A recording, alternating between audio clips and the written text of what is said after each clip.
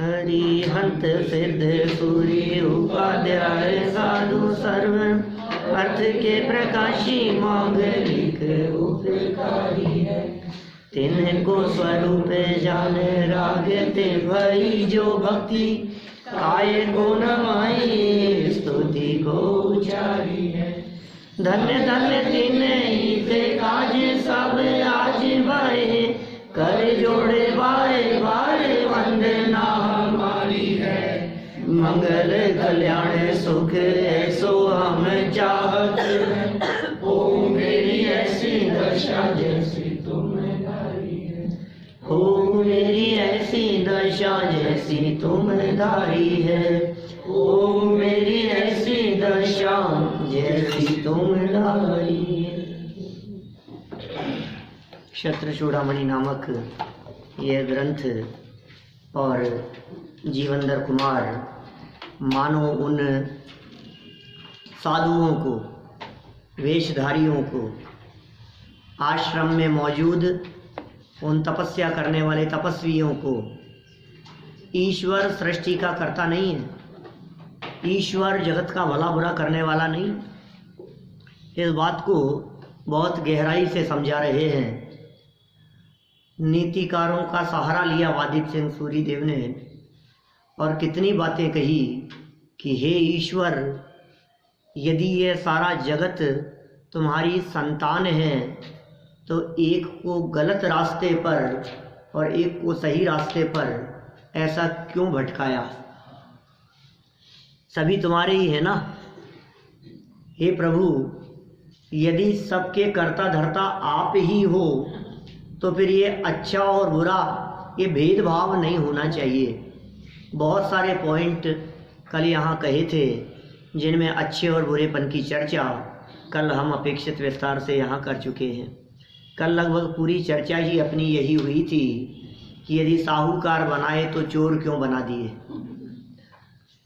फूल बनाए तो कांटे क्यों बना दिए, कंप्यूटर बनाए तो वायरस क्यों बना दिए, चंदन के वृक्ष यदि बनाए तो जहरीले सांप क्यों लपेट दिए। ये सारी बातें बहुत बहुत चर्चाएं। समुद्र बनाए यदि आपने तो उसको खारे जल से क्यों भर दिया। इन बातों को देख करके ऐसा लगता है कि हे भगवान, या तो ये सब काम आपके नहीं हैं और यदि आपके हैं तो आप सर्वशक्तिमान नहीं हैं, आप में कुछ ना कुछ कमी है, आप हो नहीं सकता। ये सारी बातें संभव नहीं हैं। देखिए, कुछ तपस्वियों में विवेक की जागृति। अब इतनी बातें सुना रहे हो ना इतने लंबे समय से, अब घटना तो आगे बढ़नी है। बहुत लंबा टाइम हो गया ये सारी कथाएं सुनाते हुए, बीच बीच में समझाते हुए। ऐसा नहीं होता है कि किसी को ज़्यादा समझाओ तो समझ में नहीं आए। बार बार समझाने से असर तो होता ही है। हो सकता है असर होने में थोड़ा टाइम लग जाए, लेकिन असर तो होता ही है। इसलिए कभी भी किसी भी व्यक्ति को सच्ची बात कहने से चूकना नहीं चाहिए। बात सच्ची कह तो दो आप, मानना नहीं मानना सामने वाले के ऊपर है, कोई बात नहीं। और यदि आप उन्हें तर्क युक्तियों से समझाने का प्रयास करेंगे तो निश्चित रूप से वे समझेंगे ही समझेंगे। आएगा एक दिन, काल आएगा। सत्य बात किसी व्यक्ति के कान में पड़ रही है और उसे समझ में न आए, ऐसा होता नहीं है, आएगी समझ में। भले ही वो जैन हो चाहे नहीं हो। और जैन कुल में जिसने जन्म लिया है, जैन नामधारी है, जिसके नाम के आगे जैन लगा है, अब वो व्यक्ति नहीं समझ पाए। समझेगा, समझेगा, टाइम लगेगा थोड़ा सा। कई लोग डरते हैं कि यार इनकी बातों में आ गए तो ये हमसे सारा धर्म नहीं छुड़वा दे, ऐसा लगता है। बोले ये जो बातें बताते हैं इससे ऐसा लगता है कि हमारा सारा धर्म छूट जाएगा। धर्म छुड़ाने की बात नहीं है, सच्चा धर्म कराने की बात है। जिसको गलती से धर्म समझ रखा है वो तो छोड़ना ही चाहिए। बोलो, उसको कब तक आप निभाते रहोगे, कब तक आप पालते रहोगे कि नहीं साहब हमने तो प्रतिज्ञा ली थी कि वो जब तक चांद नहीं देखेंगे तब तक भोजन नहीं करेंगे। हमने तो ऐसी प्रतिज्ञा, गुस्से में आकर के लोग उठपटांग बातें भी कर लेते हैं ना। अब वो अज्ञानता में ली गई बातें वो कब तक निभाना। हमने तो हर शुक्रवार को चोला चढ़ाने का प्रतिज्ञा ली थी, बोलो अब क्या करें, कौन से वार को चढ़ता है मुझे नहीं मालूम लेकिन वो बुधवार, मंगलवार, शुक्रवार जो भी है, अलग दिन है। अच्छा ऐसा भी है क्या? अलग है, क्षेत्रफल का अलग है। तो ये अब किसी व्यक्ति ने ऐसा कोई नियम ले लिया, साहब बतलाओ, अब वो कहे कि साहब आप मेरी प्रतिज्ञा भंग करवा रहे हो, अब मैं कैसे करूं? अब भले ही समझ में तो आ गई, लेकिन छोड़ूंगा कैसे? कि सुन, अज्ञानता में ली गई प्रतिज्ञा तत्काल त्याग देने योग्य है, प्रतिज्ञा भंग करने का पाप नहीं लगेगा, बल्कि उसे जबरदस्ती जो निभा रहा था, जो मिथ्यात्व का पोषण कर रहा था, उसका महापाप लगने से बच जाएगा। इसलिए सावधान रहे, डर का काम नहीं है इसमें, डरने का काम नहीं, ग्रहित मिथ्यात्व छोड़ने में डरना नहीं। लोगों को डर लगता है हमने ऐसा किया तो फिर क्या होगा, फिर क्या होगा, फिर देवी देवता फिर हमारे ऊपर कोई चक्कर नहीं हो जाए, कोई परेशान नहीं कर देंगे हमारे को, लोग डरते हैं इन सब बातों से। आप डरेंगे तो डराएंगे, हाँ आप डरेंगे तो वो डराएंगे, और आपने डरना बंद कर दिया तो वो नहीं डराएंगे। बिल्कुल ऐसा ही है, देवी देवता है नहीं ऐसा नहीं कह रहे हैं, होंगे। असर कब करते हैं? देखो एक खिलौना है हमारे पास में, वो बंदर जैसा है, टेडी बियर है। अब साल भर का, 1.25 साल का बच्चा उससे डरता है, तो आप उस खिलौने को लेकर मंकी खा जाएगा, डराते हैं, चुपचाप कर जल्दी से, नहीं तो खा जाएगा ही। फिर क्या करता है वो आपका कहना मानता है, वो डरता है उससे। आप कब तक डराते हैं? जब तक वो डरता है। और आपने उसे डराया और उसने खिला दो, आपने बोला यार अब इसका असर अब इसका कोई काम नहीं है, अब नहीं डरेगा क्या? माने जो डरता है जिससे उसे डराया जाता है, जो नहीं डरता है डराते भी नहीं। बहुत प्रैक्टिकल बात कह रहा हूँ मैंने, ये छोटा सा एग्जांपल देकर के आपको बात समझा दी है। यदि आपको ये बात ना समझ में आए तो समझ लीजिए भी होनहार दूर है। तपस्वियों के समझ में आ गई। कुछ तपस्वियों का विवेक जागृत, उनके विवेक की जागृति। पढ़ें जरा 29 नंबर का ये श्लोक। इति प्रबोधिता केचिन बभूत तेषु धार्मिका मृत्सनामार्द्रत्वमायाति नोपलम जल सेचनात्। देखिए, इस प्रकार धर्म से प्रबोधित उनमें से कुछ लोग धर्मात्मा पुरुष बन गए, तपस्वियों के आश्रम में चले गए थे। हिंदू लोग थे, ब्राह्मण थे, जैन नहीं थे। तपस्याएं करते हुए देखा, अग्नि जलाते हुए देखा, पंचाग्नि तप तपते हुए देखा। पंचाग्नि तप किसका नाम है, कौन बताएगा? चारों तरफ से अग्नि और 5 लोग ऊपर से सूर्य तप रहा हो, 5 तरफ से अग्नि से तप रहा हो जो जीव, ऐसी तपस्या करने वाला पंचाग्नि तप तप रहे थे। कितनी उसमें हिंसा थी, कितना पाप था, खोटा तप था। वास्तविक तप का भी स्वरूप बतलाया, उन्हें उपदेश देते रहे, समझाते रहे। फिर ईश्वर नहीं करने वाले, भगवान भला बुरा नहीं करते, भगवान सृष्टि के कर्ता धर्ता नहीं है, ये सारी बातों को जब समझाया तर्क और युक्ति से, तो उन सबके समझ में आने लगी। कुछ का विवेक जागृत हो गया। देखिए, धर्मात्मा बन गए वे पुरुष। नीतिकार कह रहे हैं, निश्चय से जल के सींचने से अच्छी मिट्टी ही गीली होती है, पत्थर कभी गीला नहीं होता। ठीक ही है, उपदेश पात्रों में ही फलित होता है, कुपात्रों को उपदेश देने से कुछ फल नहीं होता। पात्र जीव होंगे तो निश्चित रूप से वे समझेंगे, और यदि कुपात्र हुए तो उनके कुछ समझ में नहीं आएगा। पात्र जीवों को सुंदर, पात्रों को उपदेश देने से कुछ फल नहीं होता। हाँ, ये जस्टिफाइड तो अपन कर नहीं सकते। सही बात है। तो यदि फल नहीं दिखाई दे रहा है तो समझना पात्र नहीं, पात्र नहीं है, इतना समझ लेना।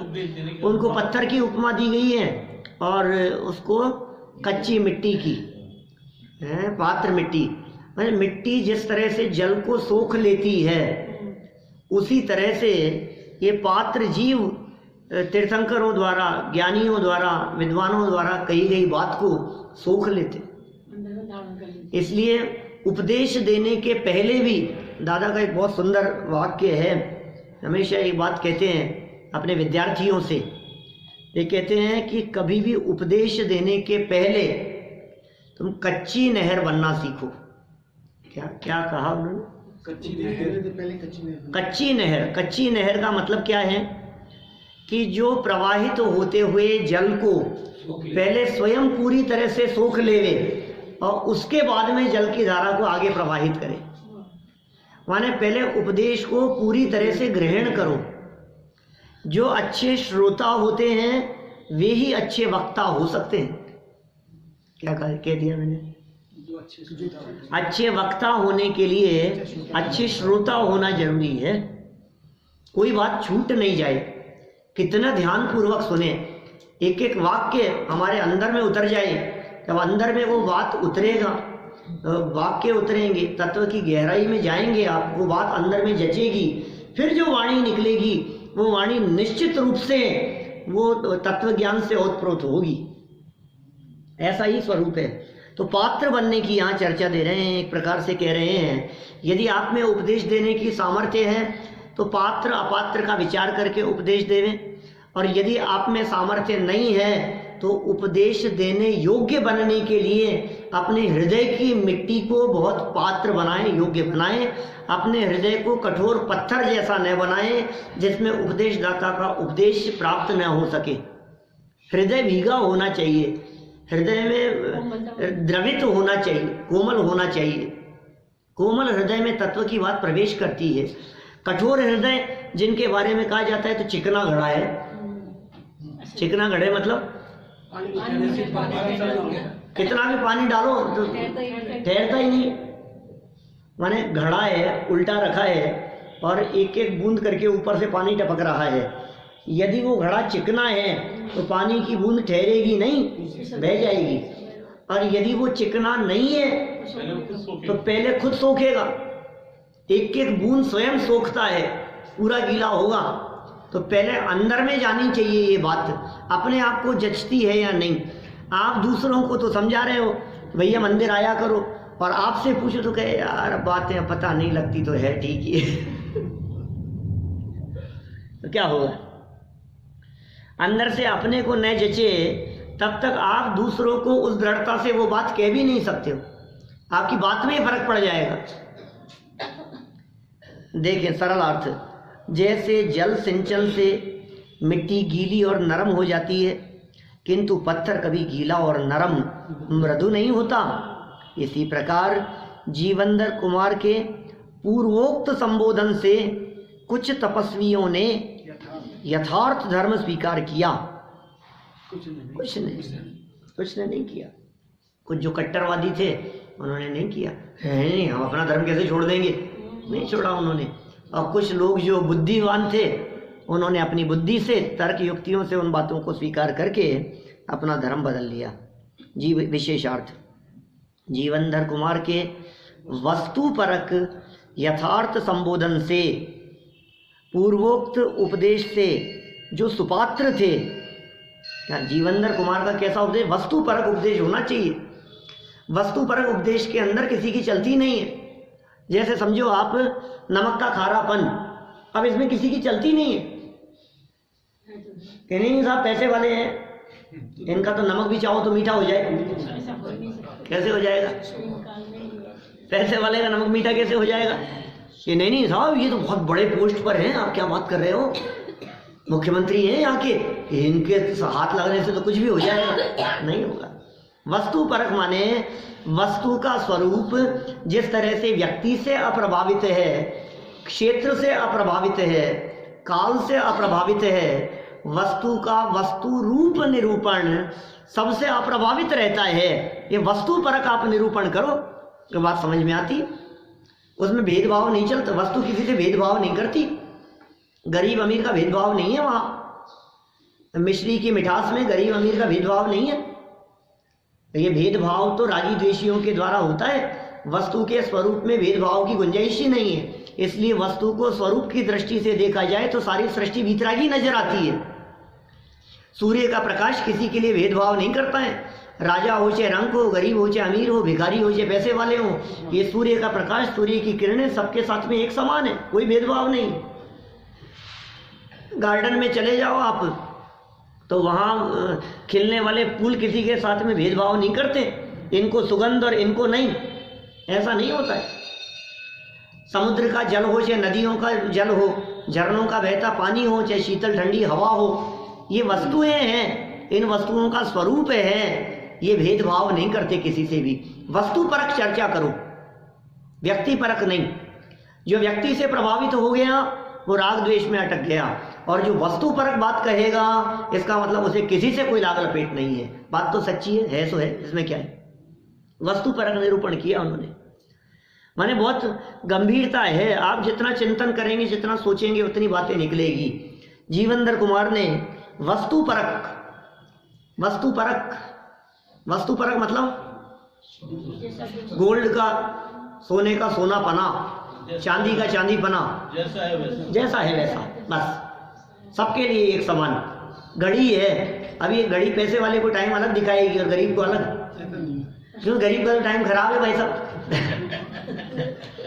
पैसे वाले का टाइम बहुत अच्छा है, तो गरीब का अलग समय और पैसे वाले का समय अच्छा। कि सुनो भाई, ये समय अच्छा और बुरा ये तेरी सोच से है, तेरे चिंतन, तेरी मान्यता से है, तेरे अभिप्राय से है।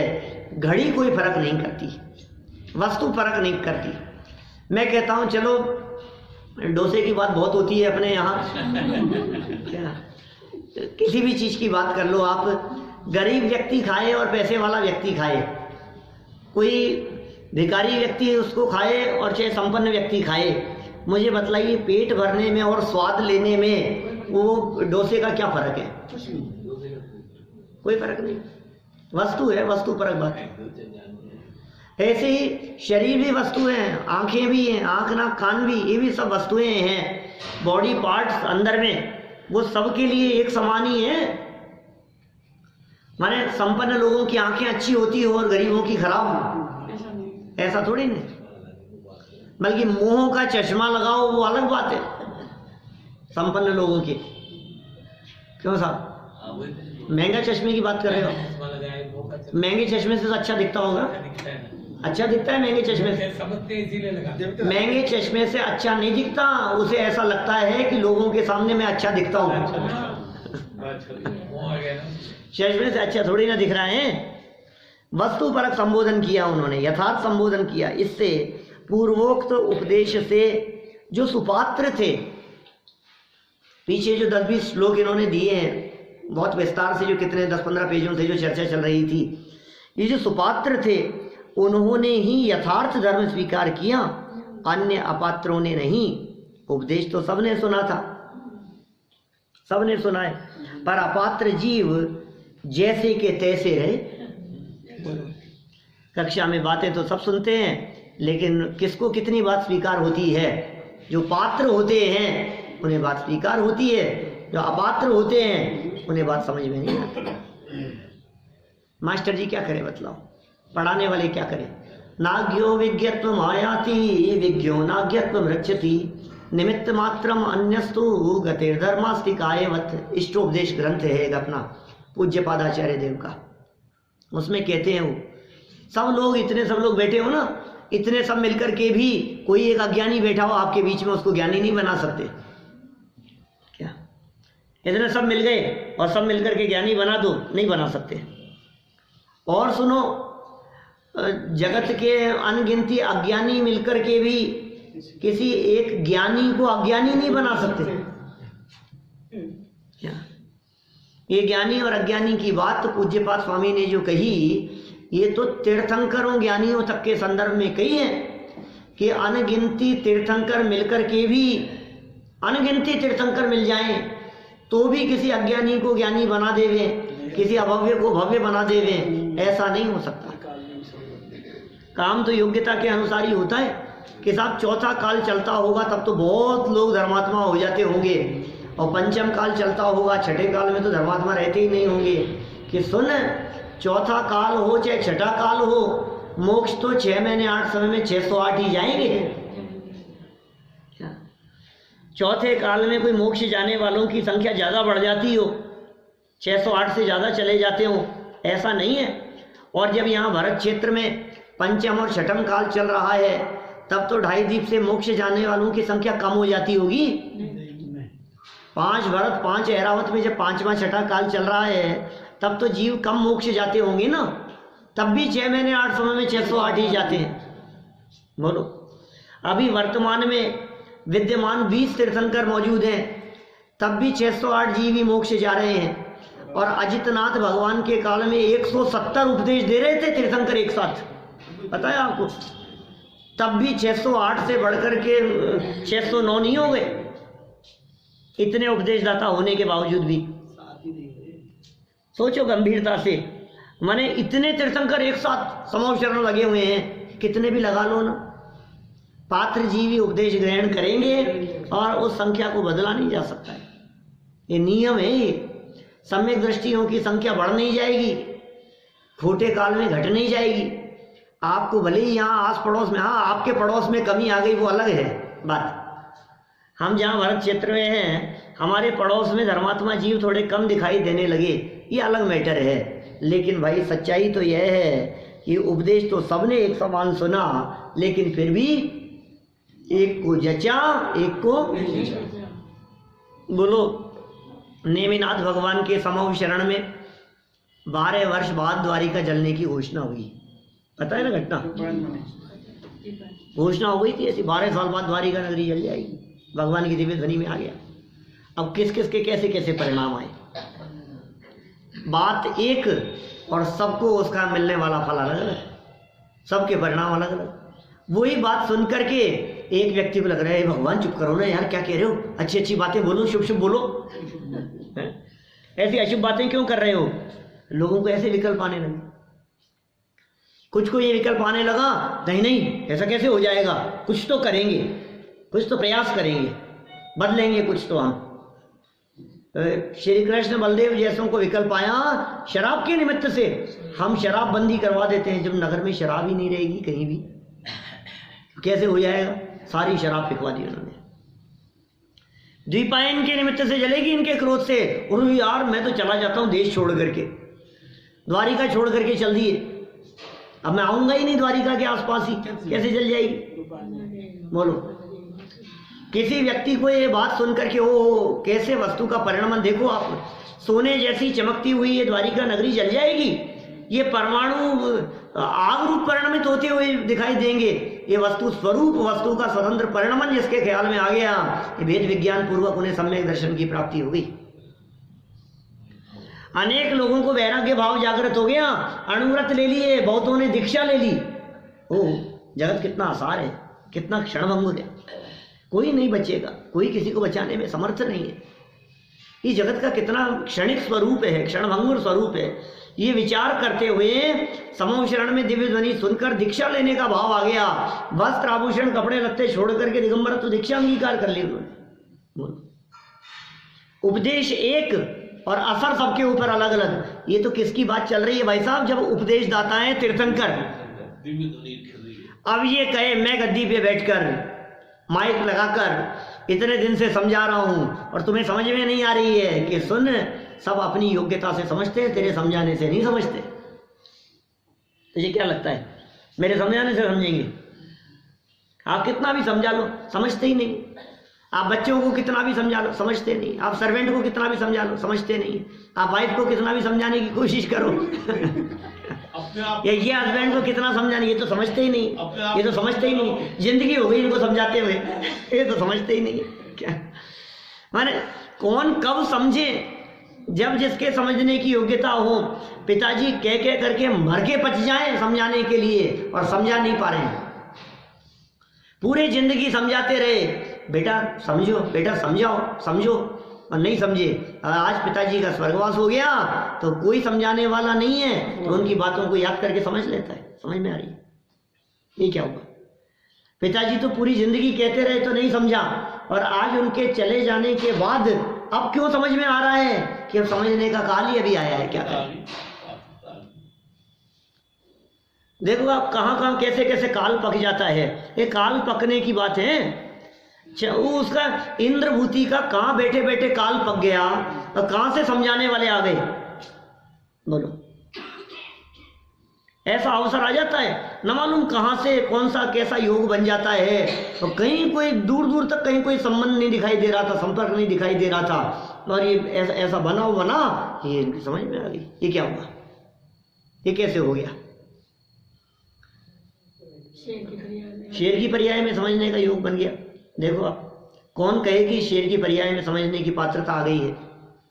इसलिए उपादान की योग्यता बलवान है, उपादान शक्तिशाली है। उपादान में अंदर में जहाँ पावर होती है वहाँ निमित्त खींचे चले आते हैं अपने आप, समझाने वाले अपने आप आ जाएंगे। आप किसी व्यक्ति को कहते रहो, कोई जरूरी नहीं कि उसके समझ में आए। पात्रता जागृत होगी तो जरूर समझ में आएगा, और नहीं होगी तो अपात्र बन करके जैसे के तैसे रहेंगे, कोई बात नहीं। कितना भी समझा लो, कई लोगों के बारे में आप कहते हैं ना, इनको तो कितना भी समझा लो ये तो ऐसे ही रहेंगे। 10 गाँव पहले कहते ना शांतिनाथ भगवान के बेटे का, बोलो उसी बहुत से चले गए मोक्ष। सही बात है, ध्यान है ना घटना, दोनों मर गए। ये तो जाएंगे अभी तो इनका बहुत लंबा संसार बाकी है। किसका? जो तीर्थंकर बनेंगे, शांतिनाथ भगवान जो तीर्थंकर बनेंगे, इनका तो अभी काल बहुत लंबा बाकी है। और जिस बेटे को समझाने के चक्कर में खुद मर गए ना, उसी बहुत से मोक्ष चला गया। समझाओ आप माथा पकड़ रहे हो, यार ये कब समझेगा, इसके कब समझ में आएगी, ये तो समझता ही नहीं है, हे भगवान इसके समझ में आने लग जाए। बोलो शादी करो तो इसी से करो। हाँ बोलो आप। इसलिए आप, मुझे मालूम है सबके घरों में टेंशन है क्या, अब मैं किसी का नाम नहीं ले रहा, लेकिन सबके दिमाग में ये समझ जाए तो भला हो जाए, ये कब समझेगा, हे भगवान इसको सद्बुद्धि दे दो सबको ऐसा लगता है, इसको सद्बुद्धि दे दो, उसको सद्बुद्धि दे दो। ये सबके हंसते हुए चेहरों ने बतला दिया सबके किसके घर में क्या क्या चल रहा है। बच्चे नहीं समझ रहे हैं, नौकर नहीं समझ रहे हैं, कोई माँ बाप को समझाना चाह रहा है, कोई पत्नी को समझाना चाह रहा है, कोई बच्चों को समझाना चाह रहा है, कोई पड़ोसी को समझाना चाह रहा है, खुद को नहीं समझना किसी को। कितना समझा रहे हैं यहाँ क्या बात समझा रहे हैं भाई।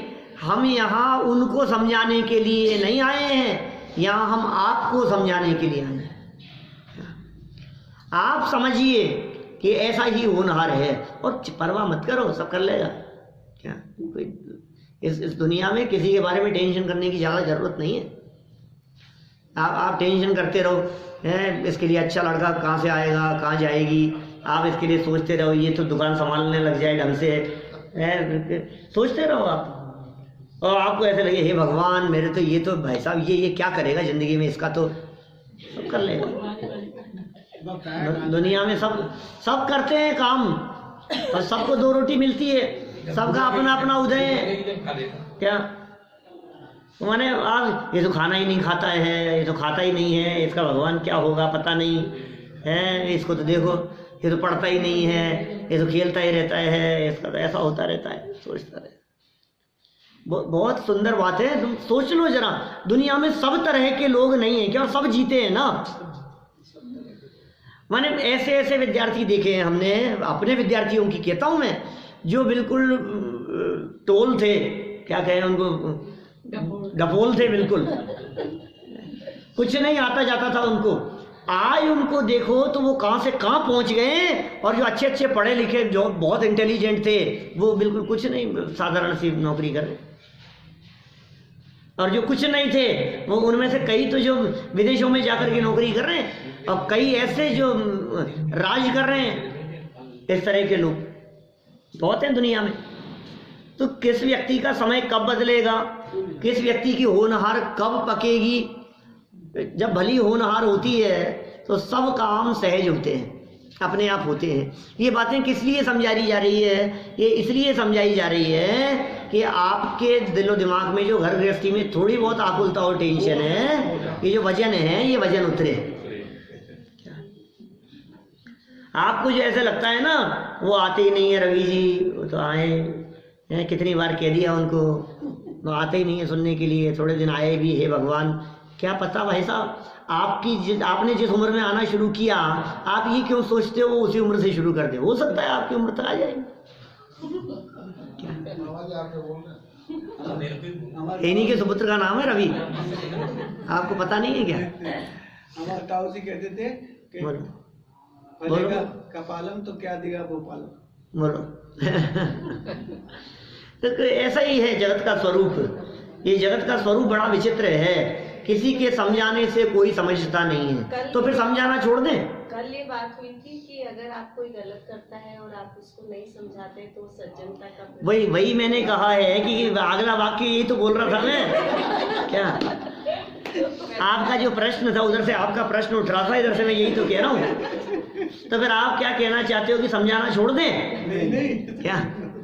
क्योंकि समझेगा ही नहीं वो, तो अब उसको समझ में आनी होगी तो आ जाएगी, नहीं आनी होगी तो नहीं आएगी। अपन क्यों समझाएं कि सज्जन पुरुष समझाना छोड़ते नहीं, उसके समझ में आनी होगी तो आ जाएगी, उसके समझ में आ जाए तो यह विचार करके अभिमान करते नहीं कि मेरे समझाने से समझ गया, और उसे यदि समझ में न आए तो ये खेत खिन्न होते नहीं कि इतना समझाया यार फिर भी समझ में नहीं आता है। ये सहज रहते हैं। माने ये वस्तु स्वरूप का विचार स्वयं के सहज रहने के लिए है, लेकिन समझाना कभी मत छोड़ना। समझाते रहना, समझाते रहना। समझाते हुए भी ना समझ में आए तो दुखी मत होना, उसके होनहार का विचार करना। देखो जीवेंद्र कुमार ने क्या किया, ये पात्र और अपात्र की बात हो गई। उपदेश तो सबने सुना था, पर अपात्र जीव जैसे के तैसे रहे। वास्तव में कार्य तो उपादान की योग्यता से होता है, निमित्त क्या कर सकता है? निमित्त क्या करेगा? अच्छे से अच्छे निमित्त बना दो। बोलो खूब निमित्त बने, फिर क्या होगा? फिर तो अच्छा हो जाएगा ना। अच्छा बुद्धि थोड़ी ना पिला देगा कोई व्यक्ति, बुद्धि तो जिसमें जितनी होगी उतनी रहेगी ना। आप मास्टर साहब आपने का तो बहुत अनुभव रहा होगा, कितने कितने विद्यार्थियों को कैसे कैसे पढ़ाया है। सब तरह के विद्यार्थी पूरी जिंदगी पढ़ाने में निकल गई। क्या सब एक जैसे होते हैं? कई ऐसे भी होते हैं जो आपकी शक्ल ही नहीं देखना चाहें, और हजारों ऐसे भी हैं जो आपके चरण छूते। दोनों तरह की स्थितियां हैं ना। तो जो चरण छूते हैं क्या वो अपन ने पढ़ाया है इसलिए, और जो नहीं छूते हैं वो किस लिए? वो दोनों ही उन्हीं की योग्यता है, हमारा नहीं है। वही 10, 20, 50 लोग आपके चरण छू रहे हैं तो आपको ऐसा समझने लग गया कि हम बड़े आदमी हो गए। तुम बड़े आदमी नहीं हो गए, ये उनमें विनम्रता थी, ये उनकी विनम्रता का सूचक है, ये तुम्हारी योग्यता का नहीं है। ये सोचता है मैं बड़ा हो गया, कि तू यदि बड़ा होता तो सभी छूने चाहिए थे, और कई ऐसे हैं जो तेरे से मुंह फिरा करके निकल रहे हैं। फिर क्या हुआ? इसका मतलब उनमें विनम्रता नहीं है। तो जिसमें विनम्रता होती है वो झुकता है, जिसमें नहीं होती वो नहीं झुकता है। तो ये अभिमान करता रहता है, ये अपने आप में दीनता और अपने आप में गर्व घमंड लाता रहता है। काम उपादान की योग्यता से होता है, निमित्त क्या कर सकता है? आरोप तो निमित्त लगता है। हाँ आरोप आता है निमित्त पे, बिल्कुल निमित्त पे आरोप आता है। अब दीपेश जी यहाँ आए हैं तो आरोप यही आएगा कि आप ही लाए हो, आपके कहने से आए हैं, कोई बात नहीं, आरोप आता है। लेकिन ये मत समझ लेना कि आपके कहने से आ गए। आपके कहने से आते होते तो बहुत समय पहले ही आ जाते। बहुत लोग हैं जिनको बुरा समझाया है, और बहुत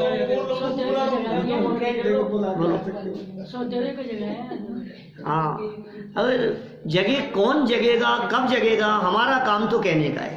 इनका आरोप आप पे आ रहा है, आपसे समझ में आ रहा है। अब ये तो ऐसे ही समझ में वाली बात है। माने कुल मिलाकर के यहाँ ये कह रहे हैं निमित्त क्या कर सकता है? कुछ नहीं कर सकता है। आप समझ लो, लेकिन समझाने वाले को तो यही समझना चाहिए कि मेरे समझाने से नहीं समझते, अपने समझाने से नहीं समझते। आप कितना भी समझा लो, आप कितना भी भावना आपकी कितनी भी हो कि ये मंदिर भर जाए, अभी भी पूरे जयपुर में इतनी बड़ी सभा नहीं लगती कहीं भी। क्या जयपुर में 10-20 जगह लगती होंगी, फिर भी इतनी संख्या जितनी अपने यहाँ रहती है इतनी संख्या कहीं नहीं है। फिर भी आपकी भावना रहती है मैं तो ये चाहता हूँ बस सब आ जाए, बस ऐसा माहौल बन जाए, ऐसा हो जाए। तो करो, कोई बात नहीं, कोशिश करो, जिसकी पात्रता होगी तो आएगा, नहीं होगी तो नहीं आएगा। क्या करो आप, फिर क्या करें भाई? कार्य तो उपादान में ही होता है, और उस समय संयोग रूप अनुकूल पर वस्तुओं पर निमित्त बने का आरोप आता है, आरोप आता है। यही कहेंगे शेर को सम्यक दर्शन कैसे हुआ कि बोले 2 मुनिराजों के उपदेश से हुआ, यही कहेंगे ना। कहने में तो यही आएगा, बोलचाल की बात तो ऐसी कही जाएगी। तो कहते हैं जोड़ियां तो ऊपर से बन के आती है, ऊपर ऊपर तो पता नहीं मेरे को लेकिन जिसने जो बीच में जो पढ़ा था आरोप तो उसी पे आएगा क्या कि इनकी वजह से ऐसा काम हुआ है। आरोप किस पे जाता है? नहीं जोड़ी बनने में। देखो सज्जनों के स्वभाव की अलौकिकता, सज्जनों का कैसा स्वभाव है, अलौकिक स्वभाव है सज्जनों का। 30 नंबर का छंद देखिए। धर्माश्रितान् समालोक्य तापसान् मुमुदे कृति प्रीतये सतां लोके सोदयाच परोदय। बहुत सुंदर चर्चा है भाई, क्या कह रहे हैं देखो। विद्वान जीवेंद्र कुमार धर्मयुक्त उन तपस्वियों को देखकर अत्यंत आनंदित हुए। देखो आनंद होता ही है, हम ये जानते हैं कि कुछ को समझ में आई कुछ को नहीं आई, लेकिन जिनको आई ना समझ में उन्हें देख करके हमें प्रसन्नता होती है। मेहनत सफल हुई, किसी के भी समझ में आ गया। हम तो ये कहते हैं एकाध भी यदि सभा में कोई सम्यक दर्शन ले लेवे तो सभा सार्थक हो गई, और क्या है। सभी को थोड़े ना सम्यक दृष्टि बनाना है, बनाए कौन जो हो जाए तो ठीक है। क्या अब किसी को कैसे होगा सम्यक दर्शन, किसी को कैसे होगा, वो सब अलग अलग बात है। देखिए जीवेंद्र कुमार को भी बहुत आनंद आया, अत्यंत मुमुदे आनंदित हुए, वो अत्यंत आनंदित हुए। किसको देखकर? धर्म युक्त उन तपस्वियों को देखकर। निश्चय से इस लोक में सज्जन पुरुषों को अपने अभ्युदय से दूसरे का अभ्युदय ही आनंददायक होता है। ये सज्जनों के क्या हुआ मतलब अभ्युदय माने होता है कल्याण, अपना भले की जगह दूसरे का कल्याण। अभ्युदय शब्द नहीं पढ़ा आपने, हम तो बहुत छापते हैं हमेशा ही अंकों में, वैराग्य शोक समाचार में हमेशा नीचे अंत में यही लाइन रहती है। वैराग्य शोक समाचार आता है, आते हैं ना वितराग विज्ञान जैन पत्र, तो उनमें जो छापते हैं ना, तो उसमें हम नीचे लास्ट में लाइन देते हैं, दिवंगत आत्मा चतुर्गति के दुखों से छूटकर, संसार के दुखों से छूटकर शीघ्र ही अभ्युदय को प्राप्त हो। ऐसे ही बड़ा भी होगा तो बोल नहीं क्या होगा। अभ्युदय, अभ्युदय माने कल्याण हो जाए उसका, दुखों से छूट जाए, परम मुक्ति की प्राप्ति हो, उसका नाम है अभ्युदय। तो अपना अभ्युदय हो, इससे ज्यादा आनंद किस में आता है? दूसरों का भला हो, दूसरों का भला, सबका मंगल हो, सबका कल्याण हो, सबका भला हो, सबके हित की बात है। जन जन इस बात को समझे, सब इस बात को समझे, सबके ये बात समझ में आए, ऐसी भावना होती है ज्ञानियों की। मतलब ऐसा नहीं, गुरुदेव कहते थे ऐसा कि वो कौवा भी होता है ना, तो यदि कुछ मिल जाए खुरचन तो काऊ काऊ करके सबको बुलाता है, अकेला नहीं। पद्मनंदी वंशवी के अंदर दिया उदाहरण इस तरह का। तो बोले ये ज्ञानी सज्जन भी ये तत्व की बात जो स्वयं को मिल गई है, ये अकेला मैं नहीं, आओ सब साधर्मी आओ, सब परिवारजन आओ, सारे लोगों को, सारे मित्र मंडली को, सब लोगों को हमने निमंत्रण दिया कि अरे मुझे कुछ ऐसी अपूर्व बात मिल गई है, आप भी आओ सुनने के लिए, आप भी आओ सुनने के लिए। तो सब लोगों को निमंत्रण दिया गया, सबको सूचना दी गई, और आनंदित होते हैं लोग, सुनते हैं समझते हैं तो मजा आता है, अच्छा लगता है। देखो दूसरे के का अभ्युदय ही आनंददायक होता है, सरल अर्थ। जीवेंद्र कुमार के उपदेश से अनेक तपस्वियों ने परम सत्य जिन धर्म स्वीकार किया। ये जिन धर्म परम सत्य है, ऐसे जीवेंद्र कुमार के उपदेश को सुनकर बहुतों ने स्वीकार किया। यह जानकर विद्वान जीवेंद्र कुमार को अत्यंत आनंद हुआ, क्योंकि सज्जनों को अपने अभ्युदय से भी अधिक दूसरों का अभ्युदय आनंददायी होता है। सज्जनों के चित्त की बात कह दी है। अभी इसमें उल्टा करो दुर्जनों को, तो दुर्जनों को दूसरे की बढ़ती अच्छी नहीं लगती। देख दूसरों की बढ़ती को सदा ईर्ष्या भाव धरे, दुर्जन की कह रहा हूँ, ऐसी भावना थोड़ी ना है अपनी। तो मेरी भावना में तो उल्टा लिखा है, देख दूसरों की बढ़ती को कभी ना ईर्ष्या भाव धरे। हम कभी भी ईर्ष्या न करें दूसरों की बढ़ती को देख करके, ये तो सज्जनों की बात है। और दुर्जन कैसे होते हैं, ये क्यों बढ़ रहा है आगे, ये कैसे बढ़ता चला जा रहा है, इसका नहीं होना चाहिए, इसकी तरक्की नहीं होनी चाहिए, इसकी प्रसिद्धि नहीं होनी चाहिए, इसके पास में धन क्यों है, ये इतना इंटेलिजेंट क्यों, इसके इतने अच्छे नंबर क्यों, इसके पास इतना पैसा क्यों। ये दुर्जन लोग इस प्रकार का विचार करते रहते हैं। दुर्जन की कृपा बुरी। हाँ, दुर्जन की कृपा भी बुरी है, ऐसा कहा नीतिकारों ने। देखिए जरा विशेषार्थ में क्या कह रहे हैं। जो जीव मंद कशाई, सज्जन, विवेकी और धार्मिक प्रवृत्ति के होते हैं, उन्हें दूसरों का उत्कर्ष आनंददायक होता है, मजा आता है। सब देखो कितने लोग सुन रहे हैं, कितने लोग दूसरों की बढ़ती को देख करके आनंद आता है हृदय में। कौन लोग, अब कितने विशेषण बतला दिए। आपको यदि औरों को प्रसन्न देखकर आनंद आता है तो इसका मतलब यह है कि आप मंद कशाई हैं। ईर्ष्या का भाव नहीं होता है तो आप मंद कशाई हैं, तो आप सज्जन हैं, तो आप बुद्धिमान हैं, आप धार्मिक प्रवृत्ति वाले हैं। माने हम धार्मिक प्रवृत्ति वाले हैं या नहीं हैं, इसको अपने आप में खुद टटोलो। हम धार्मिक प्रवृत्ति वाले हैं या नहीं, हमें ये दूसरों का अच्छा जीवन पसंद आ रहा है या नहीं, ये घृणा हो रही है क्या है ऐसे, ये क्या है भाई साहब। उन्हें दूसरों का उत्कर्ष आनंददायक होता है। जीवनधर कुमार इन सब गुणों से अलंकृत हैं, स्वयं जीवनधर कुमार, और उनमें अन्य विशेष गुण भी हैं। अतः उन्हें भी तपस्वियों का उत्कर्ष देखकर अत्यंत आनंद हुआ, बहुत आनंद आया जीवनधर कुमार को।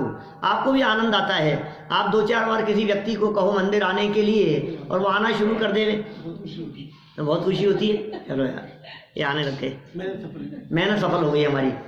आपने किस लिए मेहनत की थी। और फिर सुनो, अब सुनना, वो रोजाना आने लग जाए और आपको जितना समझ में आता है उससे ज़्यादा समझ में आने लग जाए और भी ज़्यादा खुशी होती है। तो खुशी होती है ना, कि नहीं होती। कहीं ऐसा नहीं हो जाए अरे यार ये भी कुछ ज़्यादा ही आजकल तो ये मेरे से भी आगे हाँ नहीं भाई, नहीं, ऐसी वृत्ति अंदर में नहीं रखना। यहाँ तो उत्कर्ष देखकर देख दूसरों की बढ़ती को कभी ना ईर्ष्या भाव। बढ़ती बहुत तरह से हो सकती है। देखो दुनिया में ऐसे अपने प्रथमानुयोग में बहुत उदाहरण हैं। पिता नरक में जाए और बेटा स्वर्ग में। क्या एक मोक्ष में चला गया, एक नरक में चला गया। एक भाई नरक में चला गया, दूसरा भाई मोक्ष में चला गया। पत्नी स्वर्ग में चले गई और पति मोक्ष में चला गया। क्या पत्नी नरक में चले जाए और पति मोक्ष में चला जाए, और पति नरक में चला जाए और पत्नी स्वर्ग में चली जाए। कितने बहुत उदाहरण मिलेंगे आपको इस तरह के, अनगिनती उदाहरण। रामचंद्र जी मोक्ष चले गए, सीता जी स्वर्ग में चले गई, लक्ष्मण नरक में चले गए, रामचंद्र जी मोक्ष चले गए हैं, रावण नरक में चला गया, उसके बेटे मोक्ष चले गए, लवकुश मोक्ष चले गए हैं, उनकी माँ उधर चले गई, स्वर्ग में चले गई। कितने उदाहरण हैं आपके। शंभु कुमार प्रद्युम्न कुमार मोक्ष चले गए और उनके पिता वो नरक में चले गए, पांडव चले गए।